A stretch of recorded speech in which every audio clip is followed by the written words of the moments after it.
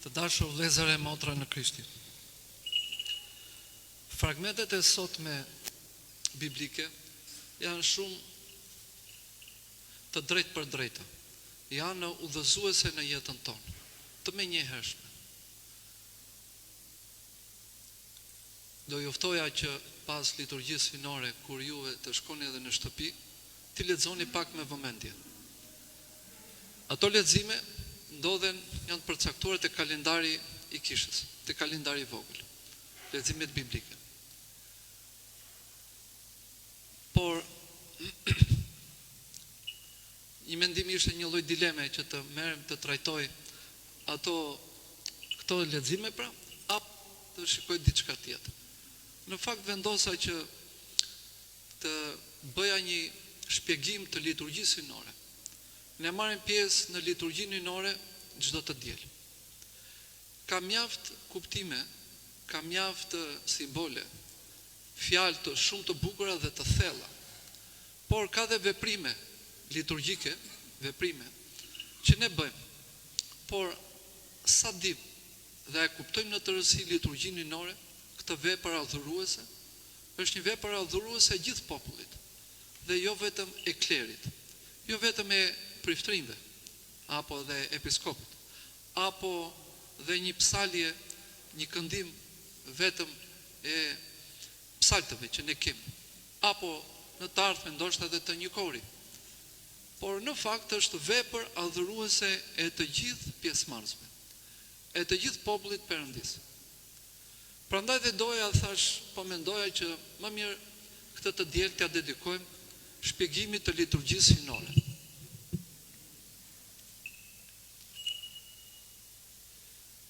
Liturgjia hynore pra është akti i mbledhjes së besimtarve, pjesëtarve të komunitetit të krishterë,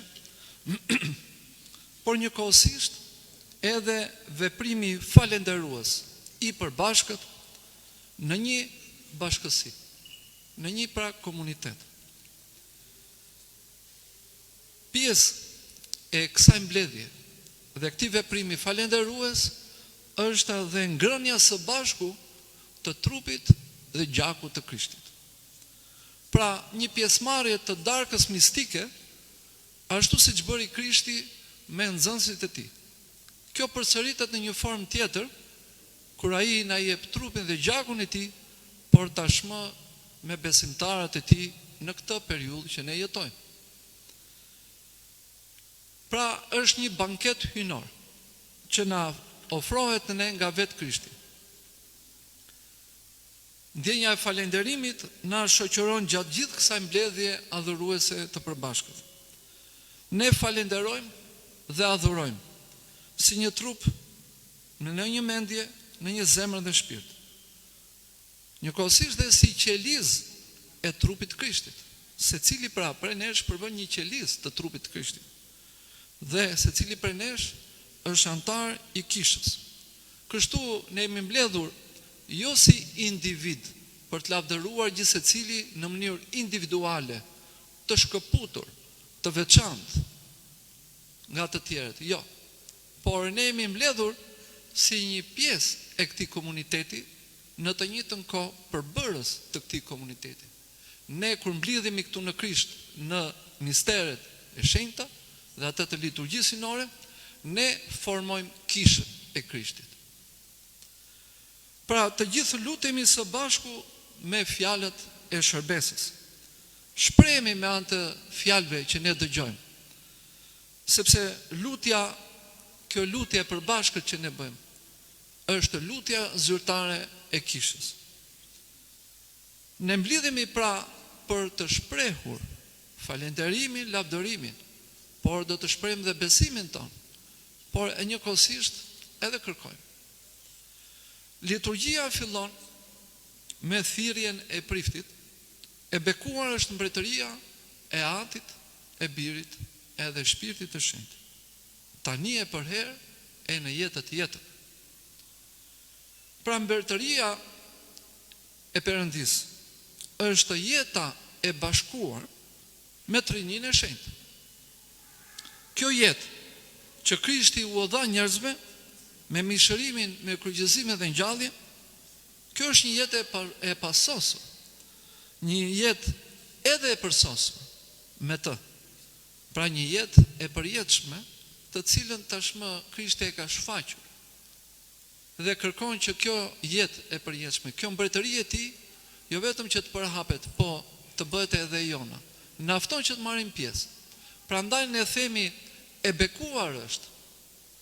Dhe ky është edhe një qëllim i jetës sonë të krishterë, dhe madje edhe qëllimi i ftesës së pagëzimit. Na kujton që ne jemi pagëzuar për të marrë pjesë në mbretërinë e Krishtit. Dhe pjesëmarrja në këtë liturgji hyjnore na kujton edhe pagëzimin ton. Qëllimin e pagëzimit ton. Pse ne u pagëzuam? Prandaj ne na del si detyrë në vazhdim për ta pohuar këtë ftesë dhe këtë bekim. Pra me fjalën amin. Ne përgjigjemi me fjalën amin, që do të thotë ashtu qoftë. Me këtë, ne të gjithë besimtarët këtu pohojmë se mbretëria e Perëndis është gjëja më e dashur dhe më e shtrenjtë për të gjithë ne.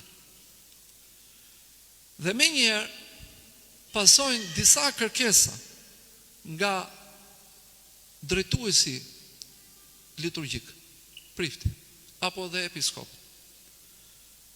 Grup kërkesash, lutje, ku populli në çdo kërkesë përsërit fjalën mëshiro o Zot.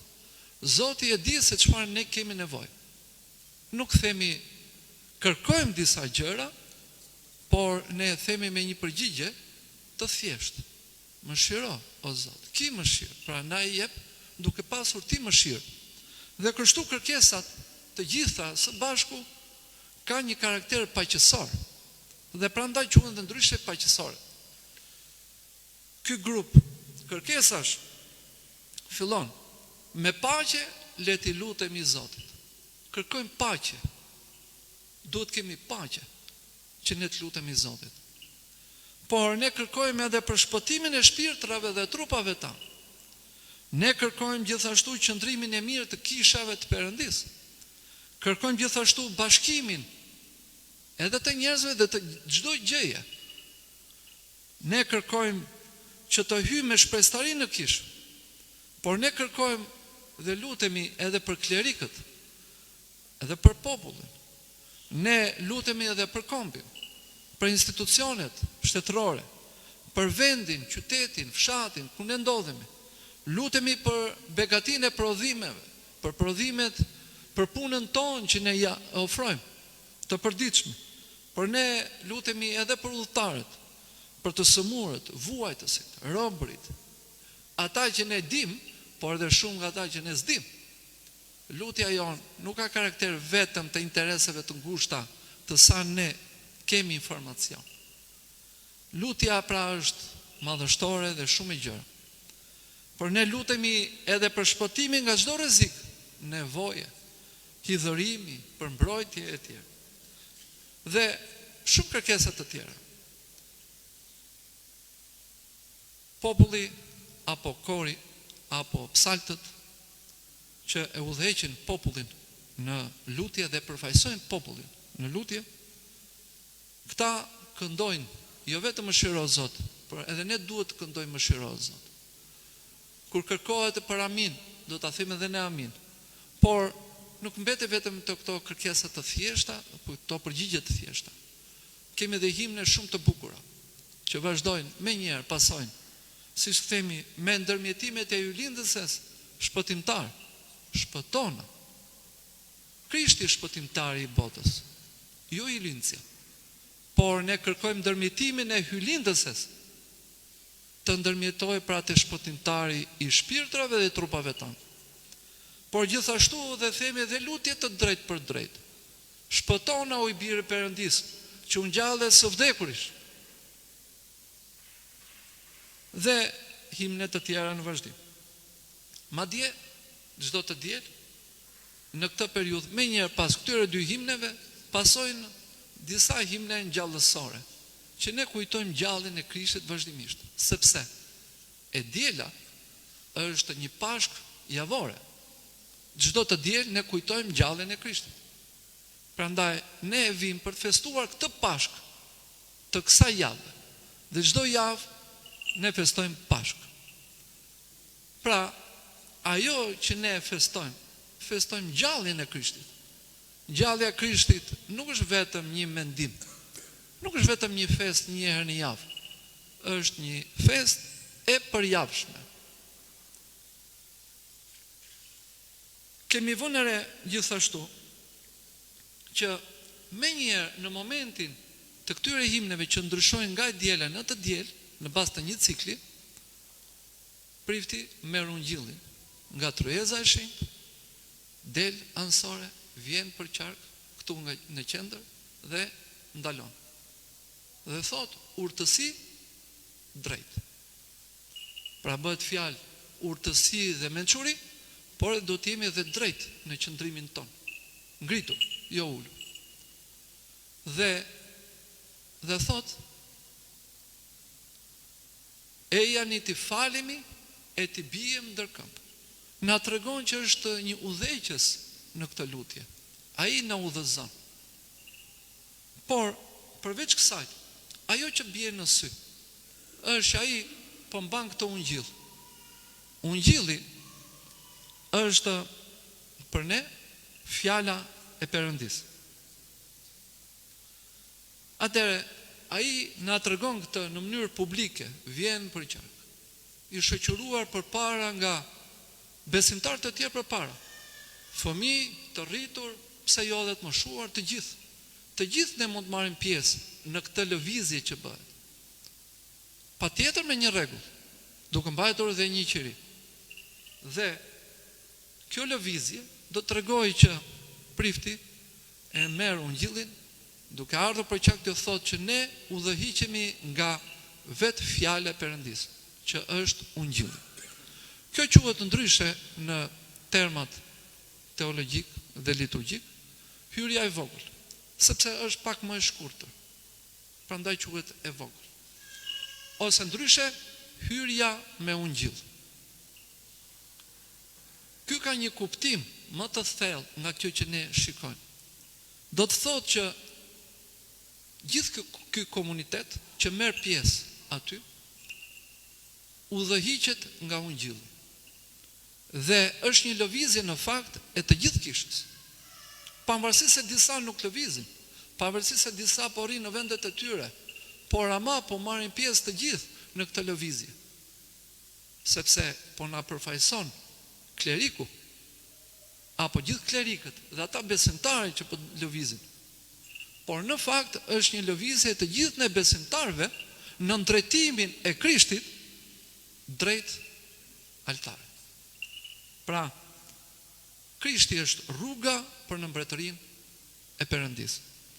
Duke ndjekur pas Krishtin, ne do të shkojmë në mbretërinë e Perëndis. Ne do të marrim të gjitha ato gjëra që ofroi Krishti për ne dhe për gjithë njerëzimin. Ky është kuptimi i thellë pse prifti merr ungjillin, vjen për qark pas sjellën në të njëjtin vend. Ndoshta në një që nuk ka një lloj kureshtje, por nuk di më tepër, thot po çfarë është, merr ungjillin dhe vend po përsëri në vendin e vet. Cili është kuptimi? Ky është pra kuptimi.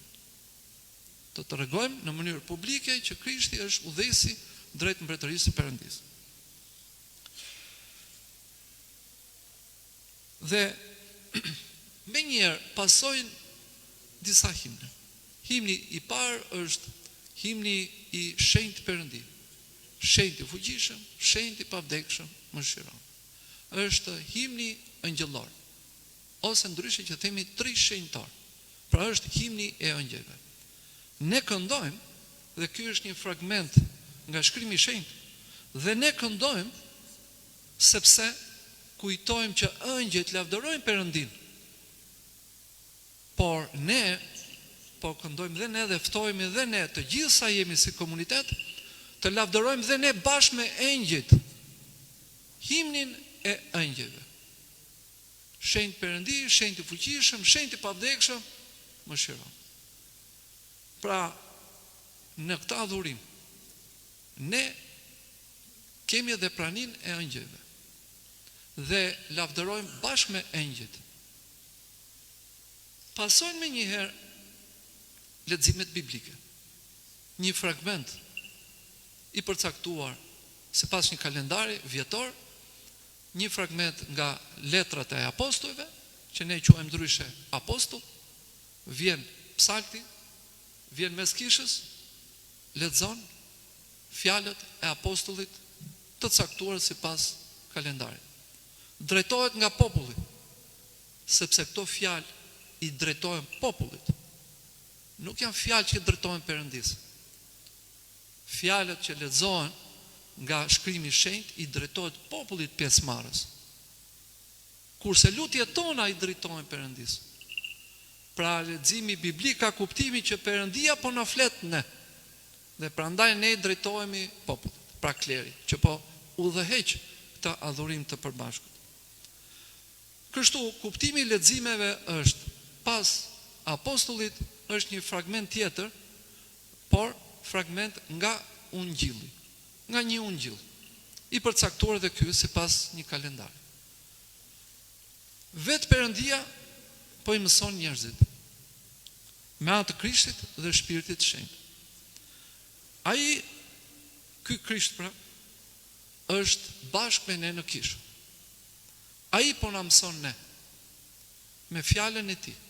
Prandaj ne e lexojmë që të mësojmë, sepse edhe kur themi u bëft vullneti yt, cili është ky vullnet? Pikërisht, kjo është një arsye që dhe ne vim në kishë, që të mësojmë vullnetin e Perëndisë. Ta dëgjojmë, ta kuptojmë dhe ta bëjmë tonën. Kjo do të thotë që ne në vazhdim po përpiqemi të jemi në një linjë me Perëndin dhe me Krishtin që është dërguar, që është biri i Perëndisë, që u bë njeri për shpëtimin ton. Pra, leximet biblike nuk janë gjë tjetër veçse shpallja e lajmit të mirë. Shpallja përsëri e këtij lajmi të mirë, që e morën apostujt, na e trashëguan brez pas brezi dhe ne po e deklarojmë dhe po shpallim në këtë mbledhje adhuruese. Dhe me njerë pas leximeve pasojnë interpretimi i tyre, pra predikimi. Por kemi një vështirësi në këtë rast. Kur komuniteti nuk ka ardhur ende, e transferojmë për arsye baritore, për arsye që pjesa që nuk erdhi dot në kohën e duhur, të paktën të dëgjoj një fjalë interpretimi të shkrimit të shenjtë pak përpara kungimit. Por vendi i vet nuk është ky moment siç janë mund tani që po flas. Por ne po përshtatemi në bazë të ardhjes tuaj. Erdhët me vonesë, transferon disa gjëra me vonesë, më vonë. Por para se na lejohet, para se ekziston mundësia. Prandaj, por është shumë e direkt, e drejt për drejt, kur merr pjesë gjithë kisha në orën 8:30 ose 9:15 këtu, që ne të marrim pjesë në kësa thash deri tani. Dhe me njerë pas leximeve është shumë e kollajshme interpretimi. Një pjesë që nuk erdhën dhe nuk e dëgjuan dot leximet biblike, nuk din se çfarë u lexuan kur do vinë me vonesë pra. Dhe prandaj zgjatet dhe përsëri predikimi, sepse mund bëhet një përsëritje.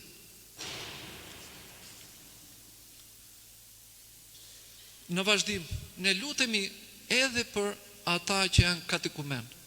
Katekumen janë ata që duan të pagzohen, por nuk janë pagzuar ende. Por ne lutemi për ata vëllezër dhe motra në Krishtin që duan të marrin pjesë, të jenë të krishterë, por nuk mund të ndodhë deri tani. Për ata që ndodhen në kishë, ose ata që nuk janë jashtë kishës ende, që nuk kanë ardhur në kishë. Dhe kështu, shkallë, ne drejtohemi pjesës tjetër atë asaj falendëruese eukaristike, falendëruese drejt kungimit. Pra vetë liturgjia, vetë ky kjo gjendë adhuruese. Është një përgatitje për kungim. Pra, është një përgatitje e përbashkët, është një përgatitje komunitare. Dhe pason një lëvizje tjetër, ajo që quhet hyrja e madhe, hyrja e dhuratave. Kemi vënë re her pas here që besimtarë të ndryshëm nga ne sjellin pak buk meshe, e sjellin pra 1-2 buk meshe me emra, sjellin verë, sjellin vaj. Këto janë dhurata që po i ofrojnë kishës. Pikërisht prifti i merr këto dhurata dhe i përgatit. Merr bukën e meshës që ne të kungohemi. Merr bukën e meshës që ne ta ndajmë atë që ne themi në forë, në fund. Por bukët vera dhe vaj duhet vinë më përpara, jo në mes liturgjisë, sepse prifti ka përgatitur. Prandaj duhet vinë që në mëngjes ose një natë më përpara. Që prifti ti marri të gjitha dhe ti përzgjedhje më të mirat dhe ti përgatisi për kungim. Përsëri prifti bën një lëvizje tjetër. Këto që i përgatiti, bukën, verën dhe pak ujë, janë në një cep që quhet atje brenda hierores ose ajo vima që e keni dëgjuar, është tryeza e përgatitjes së blatës. Aty i përgatit. Dhe i merr nga ande, shoqëruar me besimtarë të tjerë për qark, shkojnë deri në fund kishës dhe vinë këtu. Dhe i sjellin në fund, në vazhdim, në altar. Po cili është kuptimi? Nuk ishte më e kollajshme që prifti nga brenda, që e ka brenda më pak metra, 2 metra, 3 metra, ta sjelli direkt tek altari. Pse duhet të dali kështu për qark, edhe pastaj ta sjelli në altar? Dikush me një mendje me kërshëri mund të thotë, po me vërtet, çfarë kuptimi? Ka një kuptim brenda një mendimi, siç e tham pak më përpara. Prifti është përfaqësues dhe udhëheqës liturgjik në shërbes. Dhe në këtë moment ai po përfaqëson gjithë popullin me këto dhurata që i ka sjell vetë populli. Dhe kështu lëvizja e këtyre dhuratave që i ka përgatitur bëhet fjalë janë dhuratat e komunitetit. Dhe këto dhurata po vinë për qark për ta treguar publikisht, këto dhurata u përgatitën dhe të gjithë së bashku ne po lëvizim drejt me këto dhurata me përfaqësues klerikun dhe ne jemi pas atij me mendje dhe me zemër që në këto dhurata përfaqësojmë edhe ne. Dhe kështu këto dhurata shkojnë drejt altarit. Buka dhe vera. Është një ofrim i pa gjakshëm, jo me gjak, sepse ofrimi i përgjakshëm me gjak është bërë një herë e mirë nga vetë Krishti. Prandaj dhe ne nuk therim kurban, nuk bëjmë kurban për shlyerjen e mëkateve, sepse Krishti u flijua një herë e përgjithmonë dhe në përjetësi për mëkatet tonë. Dhe kështu me këto bukë ne i çojmë si një ofrim personal a ata që ju ofruan, por në përfaqësinë edhe atyre që ofruan e gjithë komunitetit. Kështu pra ne i blatojmë Perëndis dhuratë. Jo se Perëndia ka nevojë. Ne po shprehim mirënjohje ndaj Perëndis. Ne jemi falendërues ndaj Perëndis për ato që ne na ka dhënë. Por ne po ofrojmë. Por ndërkohë kemi vënë re, jo të gjithë po ofrojnë bukë. Jo të gjithë po ofrojnë ose verë dhe vaj. Atëre, po ne të tjerët po ofrojnë diçka? Mund të ofrojnë. Por me që nuk ofruam, a përfaqësojmë edhe ne brenda kësaj dhurate të përbashkët? Po. Por në një formë tjetër. Nuk sollëm diçka, por ne po ofrojmë veten tonë me pjesëmarrjen këtu. Ne po ofrojmë veten tonë për atë që ne jemi, çfarë jemi deri tani. Si e kemi formatuar veten deri tani? E kemi formatuar veten ose jemi në një proces formatimi të vazhdueshëm, shëntërimi ose përpjekje, që nga pakëzimi e deri në ditën e sotme. Ditën e sotme të kësaj diele, apo dhe të dielës në vazhdim, dhe sa ne po marrim pjesë. Çfarë ne ofruam Perëndis dhe shoqërisë brenda kësaj jave, javës që kaloi, apo javës që do vi, po ofrojmë diçka në Perëndis? E pikërisht atë që ne kemi ofruar gjatë javës, ne e prezantojmë me prezencën tonë këtu, që ne o Zot jemi në një linjë ofruese. Perëndi, ne ofrojmë. Po ofroj gjithçka që unë bëra gjatë kësaj jave. Bëra edhe mëkate, po bëra edhe të mira. Dhe unë po ofroj diçka. Po ofroj edhe qenën time këtu, dhe mendimin, dhe lavdërimin. Prandaj, pranoje këtë ofrim të times. Pra, ne nuk ofrojmë vetëm çfarë kemi, ne ofrojmë dhe çfarë jemi. Kur jemi në një lëvizje të vazhdueshme, në një ofrim të vazhdueshëm, në jetën tonë të përditshme, si të krishterë, duke ofruar Perëndis dhe shoqërisë, atëre adhurimi ynë, pjesëmarrja nuk është terp, por ka brumin. Dhe ne marrim pjesë në këtë formë. Dhe kështu, gjithë ky adhurim në vazhdim përshkallëzohet edhe me dy kushte të tjera. Me dy kushte themelore në jetën tonë, që ne duhet i plotësojmë. Kushti i parë është dashuria. Dhe kushti i dytë është besa, besimi. Dhe për këtë janë dy shprehje të bukura, që na nxisin dhe na ngjisin në përshkallë të ndryshme. Kur thot prifti, le të duam njëri tjetrin që të rrëfejmë me një mendje. Qofse ne nuk kemi dashuri, ne nuk mund të punojmë të rrëfejmë besimin tonë siç duhet. Dhe si praktike vjetër ka qenë që në këtë kohë besimtarët japin dorën njëri tjetrit, si një shenjë dashurie, respekti dhe paqeje me njëri tjetrin. Ky veprim ka humbur te besimtarët. Dhe ju e keni vënë re që është vetëm te klerikët. Klerikët takojnë njëri tjetrin, japin dorën njëri tjetrit, përqafojnë njëri tjetrin dhe vazhdojnë.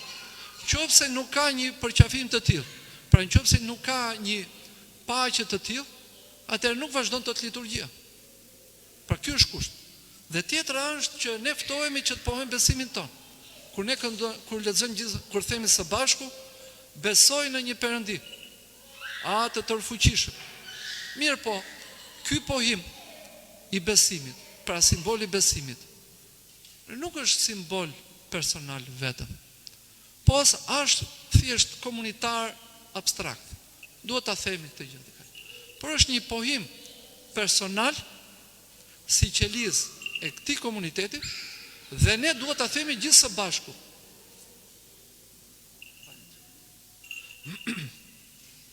Kështu, me këto dy kushte, ne jemi falendërues në vazhdim.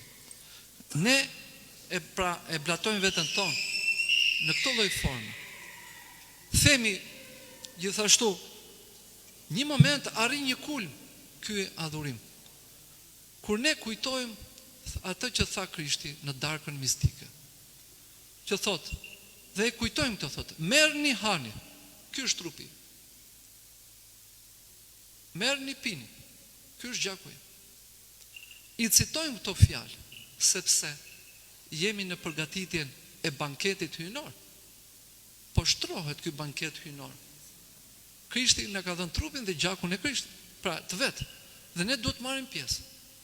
Ne kemi ofruar bukë dhe ujë dhe verë, por ne po lutemi në këtë moment që ashtu siç Krishti dha trupin dhe gjakun e tij në atë darkë të fundit të nxënësve, ne i lutemi Shpirtit Shenjtë që ta ndryshojë bukën, ta bëj trupin e tij. Dhe këtë verë bashkë me ujë ta bëj gjakun e tij. Dhe ne kështu do të kungohemi në vazhdim. Dhe kjo ndodh në mënyrë të mistershme. Ne nuk po marrim bukë dhe verë, por ne po marrim trupin, mishin dhe gjakun e Krishtit. Kështu, ne jemi në një vazhdim.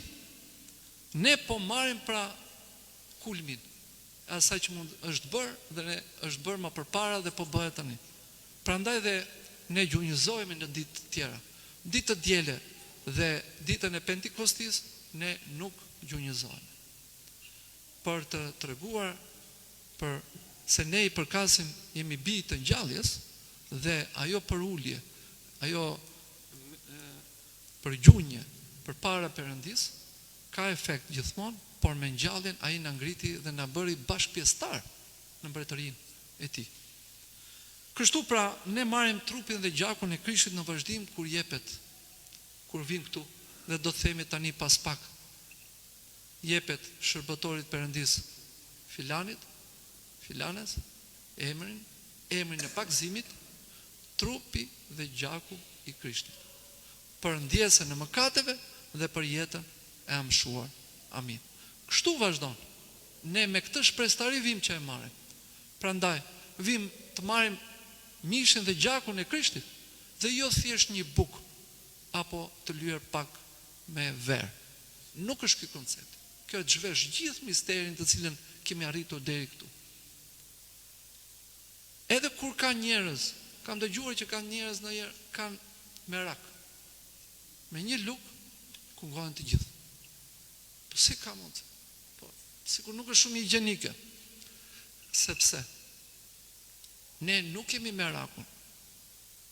Ne nuk kemi merak sepse ne nuk po marrim bukë dhe verë. Aty mund të kishim merak.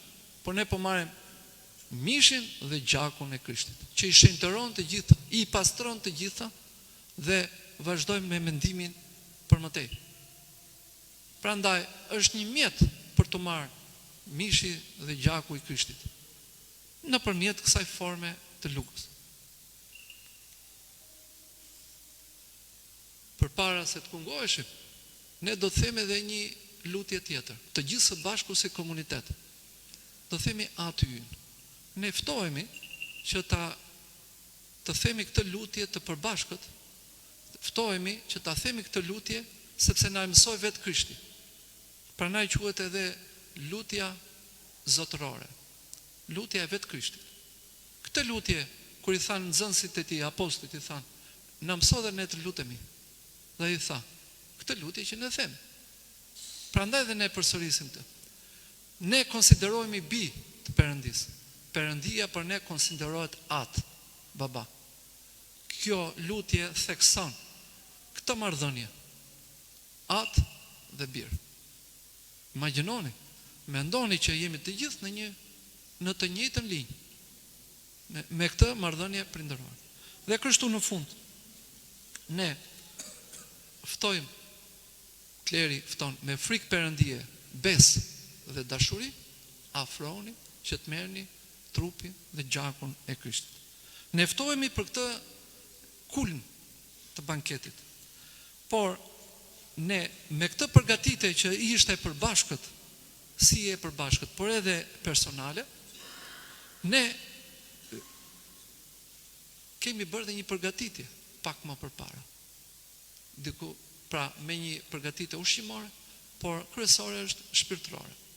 Shpirtërore, me udhëzime të ndryshme nga ati shpirtëror. Shpeshtësia e kungimit, sa herë ne mund të kungohemi? Çdo javë, çdo 2 javë. Trupi dhe gjaku i Krishtit është përgatitur për gjithë besimtarët. Nuk është përgatitur për një pjesë, është për të gjithë. Jemi të denjë.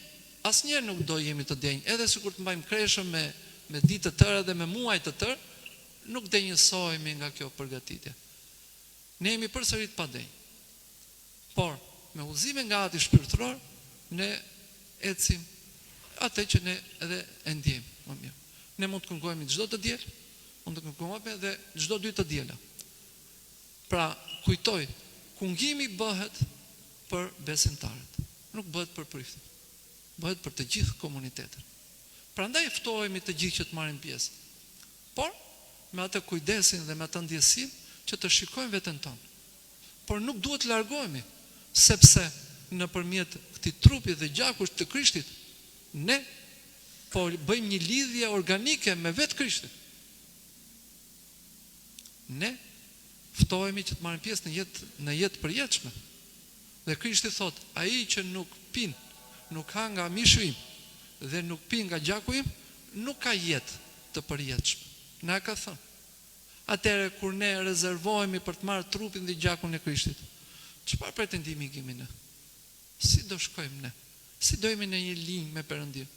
Si do jemi në këtë që ne kërkojmë, jetë përjetshme?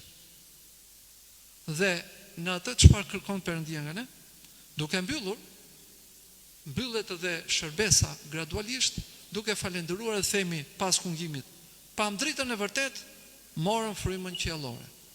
Dhe ne shprehim mirënjohjen tonë, mbylljen falendëruese të shërbesës për këtë gjë. Dhe me këtë gëzim, me këtë fuqi që ne morëm, me këtë ndjeshmëri dhe përjetim që ne morëm nga këtu, ne ftohemi tani që ta transmetojmë këtë gjë jashtë, tek familjarët ta, po edhe tek shoqëria jonë. Kështu pra, ti mbajmë mend këto gjëra, sepse i shikojmë, i përjetojmë, por kemi dhe qëllime. Prandaj edhe her pas here ju kam ftuar që duhet të këndojmë së bashku, aty ku jeni, në udhëheqjen e psaltëve. Pse jo në të ardhmen? Kemi mendim dhe për një kor më të fuqishëm, më të madh. Pse jo? Pse jo ju të gjithë jo? Kuptoni pra që është një vepër e popullit, një komunitet, në një mendje, në një zemër, në një shpirt dhe me një formë shprehje adhurime.